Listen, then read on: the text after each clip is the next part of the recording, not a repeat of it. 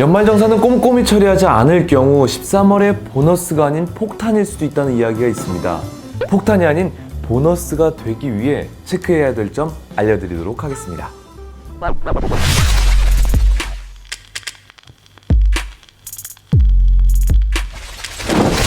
우선 연말정산이란 게 무엇일까요? 이 회사가 근무하는 근로자가 1년 동안 납부한 소득세와 실제 소득에 따른 세금을 비교해 그 차익을 정산하는 것이 연말정산입니다. 연말정산 과정은 첫 번째로 과세 대상 2020년 총 근로소득을 계산합니다. 근로소득에서 총 급여 25%까지 사용한 금액을 뺍니다. 자, 두 번째, 인적공제나 대중교통비 같은 소득공제 항목을 뺍니다. 그리고 세 번째, 종합소득세에서 자신의 과세표준이 어디에 해당하는지 확인합니다. 네 번째, 과세표준에 해당하는 세금에서 연금 계좌나 월세, 세액, 기부금 같은 세액공제를 뺍니다. 다섯째, 그리고 많고 적음에 따라 환급을 받거나 추가로 납부합니다. 소득공제되는 항목과 세액공제되는 항목을 좀 더 자세히 살펴볼게요. 소득공제 첫 번째는 인적공제입니다. 본인에 대한 인적공제는요 150만 원이고 배우자와 부양가족에 대해서는 각각 150만 원의 인적공제가 적용됩니다. 두 번째는 카드 사용 금액인데 소비금액이 총 급여의 25%를 넘어야 소득공제가 적용되는데요. 사용한 카드가 신용카드인지 체크카드인지 현금 영수증인지에 따라 소득공제율이 다릅니다. 올해는 코로나로 힘든 자영업자들을 위해 소비를 늘리려고 3에서 7월은 공제율을 높여줬습니다. 소득공제 한도액까지 올려줘 급여에 따라 230만원에서 330만원까지 소득공제를 받을 수 있습니다.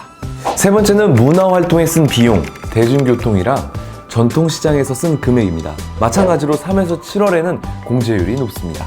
소득공제 한도는 대중교통은 100만원, 전통시장도 100만원, 도서, 공연, 박물관, 미술관에서 쓴 비용도 100만원으로 총 300만원의 소득공제를 받을 수가 있죠. 최저 사용금액은 사용한 순서대로가 아닌 신용카드 사용액부터 채워지니까 총 급여의 25%까지는 신용카드를 쓰고 그 다음에 체크카드를 써서 공제를 최대한 많이 받는 것이 유리합니다. 아무래도 체크카드보다는 신용카드가 혜택이 더 많으니까요. 그리고 신차 구입비나 전기료, 아파트 관리비, 휴대폰 요금, 대학 수업료 같은 비용은 소득공제 대상에서 제외된다는 점 알아두세요. 그럼 이제 세액공제에 대해 알아보도록 하겠습니다. 세액공제 첫 번째는 월세입니다. 임대차 계약서 사본이랑 주민등록 등본, 월세 지출 증빙 서류를 회사에 제출하거나 홈택스 홈페이지에서 직접 제출해서 세액공제를 받을 수가 있습니다.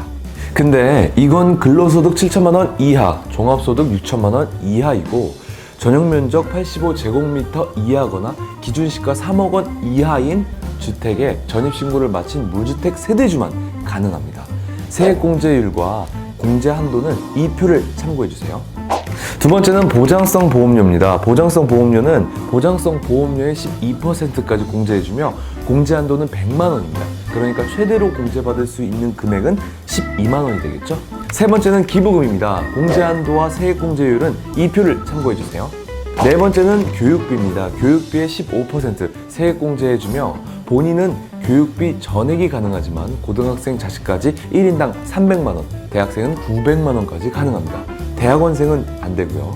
다섯 번째는 자녀 관련 세액공제입니다. 만 7세에서 만 20세 이하 자녀만 해당되며 한 명은 15만원, 두 명은 30만원, 3명 이상은 1인당 30만원씩 추가가 됩니다. 예를 들어서 3명이면 60만원, 4명이면 90만원인 거죠. 여섯 번째는 의료비입니다. 총 급여액의 3%를 초과하는 의료비의 15%를 공제받을 수 있어요. 그러니까 라식이나 한약도 공제받을 수가 있고 시력 교정용 안경이나 콘택트 렌즈 구입비도 한 명당 연 50만 원의 한도로 공제를 받을 수가 있습니다.